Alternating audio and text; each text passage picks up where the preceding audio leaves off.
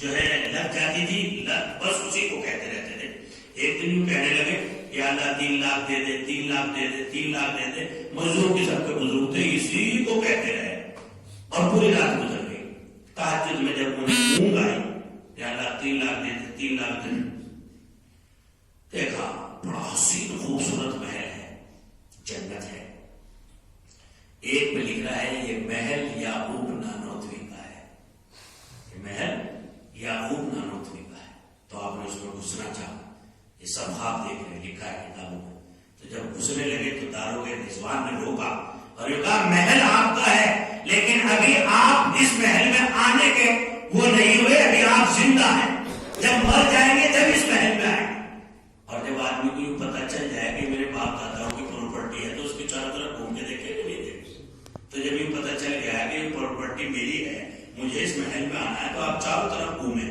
اور گھومنے کے بعد دیکھا کہ چاروں طرف لائٹیں بہت خوبصورت جلی ہوئی ہے لیکن ایک کونے کی لائٹ گری ہوئی ہے، ایک کونے کی لائٹ گری ہوئی ہے. تو فوراً داروغ رضوان کے پاس آئے نے کہا کہ یہ لائٹ کیوں بجھی ہوئی ہے ایک کونے کی؟ پتہ لگ گیا تھا نا یعقوب کا محل. بہت بڑے بزرگوں میں تھے. جس وقت دارالعلوم شروع ہوا تو نانوتوی کے ہی رہنے والے تھے. حضرت مولانا قاسم صاحب جہاں نانوتوی رحمۃ اللہ علیہ کے جونیئر. کہا یہ کیوں مجھے یہ کہا یہ جس کا محل ہے اس نے کل سے رٹ لگا رکھی ہے اللہ سے 3 لاکھ روپے لینے کی. رٹ لگا رکھی ہے اللہ سے 3 لاکھ روپے لینے کی. اس لیے چونکہ دنیا مانگ رہے ہیں تو آخرت کی ایک لائٹ اللہ نے کیا کر دی؟ بجھا دی. بس یہ جیسے ہی سنا ایک دم ترقو ہوا اور آنکھ کھل گئی. اور آنکھ کھلنے کے بعد کہا یا اللہ نہ 3 لاکھ چاہیے، نہ 3,000 چاہیے، نہ 3 روپے چاہیے. میرے رب جس کونے میں جہاں لائٹ لگی ہوئی تھی وہاں لگی ہوئی لائٹ چاہیے. اب صبح تک یہ کلمہ. بس پھر جب جو اونگ آئی ہے تو گھر کی جب اپنے گھر میں پہنچے دوبارہ جنت کے تو وہاں وہ لائٹ جہاں بند تھی وہ لائٹ پھر کھلی ہوئی تھی اور وہاں نورانیت سجی ہوئی تھی.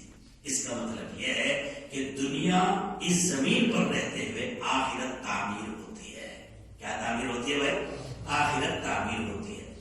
جیسے مکان کا مٹیریل سریا سیمنٹ یہ وہ روڈی اس معمار اور انجینئر مستری، اسی طرح سے وہاں کا جو سریا سیمنٹ اور مٹیریل ہے وہ اعمال صالحہ ہے. وہاں کا مٹیریل اعمال صالحہ ہے. جیسے جیسے یہاں سے آدمی اعمال صالحہ میں اپنے آپ کو مشغول رکھتا ہے ایسے ایسے اللہ تبارک و تعالیٰ کے یہاں جنت میں اس کا گھر کیا ہوتا رہتا ہے؟ تعمیر ہوتا رہتا ہے. حدیث شریف میں فرمایا کہ فرشتے اچانک کام کرتے کرتے رک جاتے ہیں تو داروغ رضوان پوچھتا ہے یہ محل تعمیر ہو رہا تھا کیوں بند ہو گیا؟ تو فرشتوں کی طرف سے جواب آتا ہے یہ بندہ پہلے نمازوں کا پابند تھا، اب نمازیں چھوڑ دی، تلاوت پڑھتا تھا تلاوت چھوڑ دیا، ذکر اللہ میں بیٹھتا تھا ذکر اللہ چھوڑ دیا، اس نے مٹیریل بھیجنا چھوڑ دیا، ہم نے اس کے محل کی تعمیر کرنا چھوڑ دیا. اس لیے بھائیو یہ اعمال، یہ اللہ کے گھروں میں آنا اور یہ خدا کی نسبتوں پر جمیل نیاز کو جھکانا اور یہ دین کی نسبتوں پر بیٹھنا خدا کی قسم اتنا بڑا انعام ہے، اتنا بڑا انعام ہے کہ آدمی اس کی عظمت کا کوئی تصور اس دنیا میں رہتے ہوئے نہیں کر سکتا.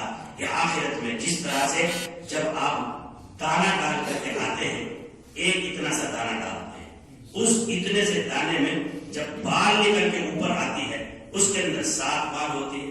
ہر بال کے اندر کم سے کم 100 دانے ہوتے ہیں اور 7 بالوں میں کتنے دانے ہو گئے؟ 700 دانے. کیا آپ کا دماغ کہتا ہے کہ اس ایک دانے کے اندر 7 بالیں اور 700 دانے چھپے ہوئے ہو سکتے ہیں؟ جی اسی طرح سے اعمال صالحہ کی چپ کے اندر جو ہے وہ پوری آخرت، پوری جنت کا نظام، اللہ کی رضا، اس کے اسرار اور رموز، اس کی قدرتیں، اس کی خالقیت و مالکیت چھپی ہوئی ہے، بشرطے کہ آدمی اسی یقین کے ساتھ کہ مجھے دنیا میں اس لیے بھیجا گیا تاکہ میری آخرت تعمیر ہو. کیا تعمیر ہو بھائی؟ میری آخرت تعمیر ہو. اس لیے 3 باتیں ہمیشہ آدمی کو ذہن میں رکھنی چاہیے. میں کیوں آیا ہوں، کہاں سے آیا ہوں، مجھے کہاں جانا ہے. میں کہاں سے آیا ہوں، کیوں آیا ہوں اور کہاں سے آیا ہوں. جب یہ 3 باتیں آدمی کے مقصد سے کیا ہوتی ہیں؟ نکل جاتی ہیں، ذہن سے نکل جاتی ہیں. 3 باتیں جب ذہن سے نکل جاتی ہیں تو پھر اس کا رشتہ صحیح عقیدے سے، صحیح اعمال سے اور صحیح محنت کے رخ سے کیا ہو جاتا ہے؟ کٹ جاتا ہے۔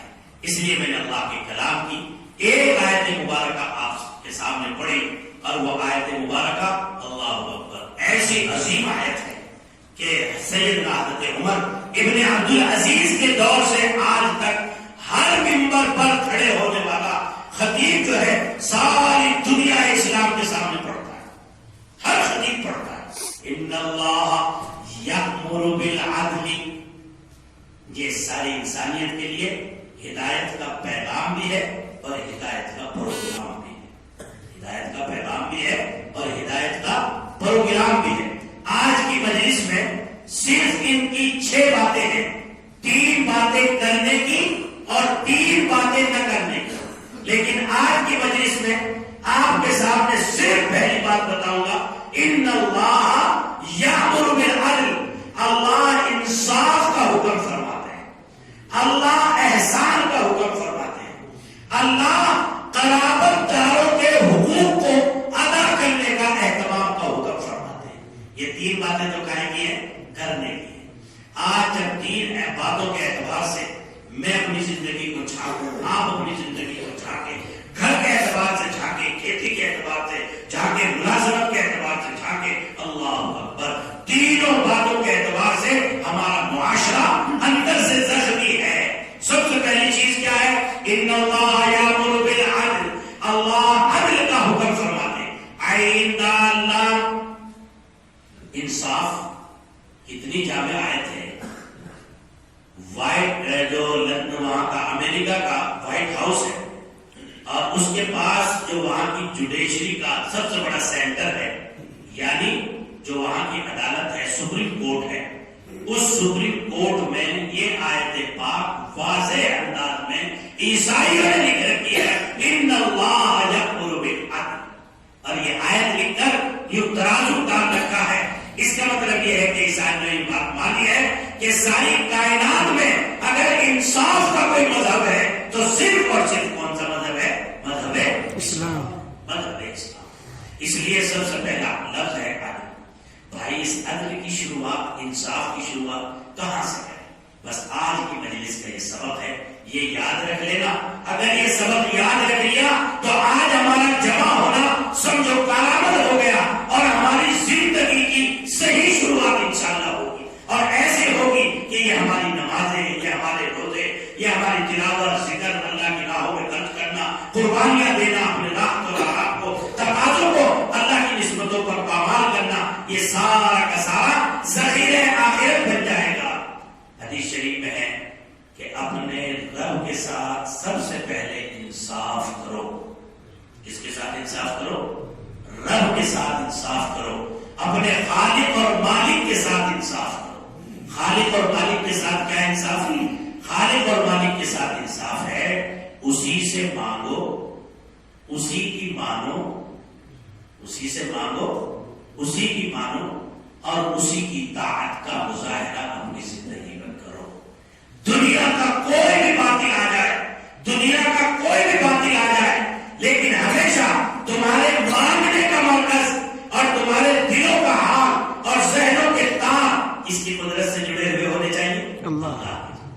یہ نہیں مزار دیکھا وہاں ڈنڈوت کر لیا، ہے جی، کوئی ہستی دیکھی، پیر ملنگ فقیر دیکھا، اس کو ڈنڈوت کر لیا کہ نہیں کرو گے تم ہی، کرو گے تم ہی۔ ہمارے یہاں کیا ہے؟ دیوبندی نے صرف یہ سکھایا اعتدال اور درمیان۔ اولیاء اللہ کا اتنا احترام کرو کہ نبوت کی بو نہ آنے لگے،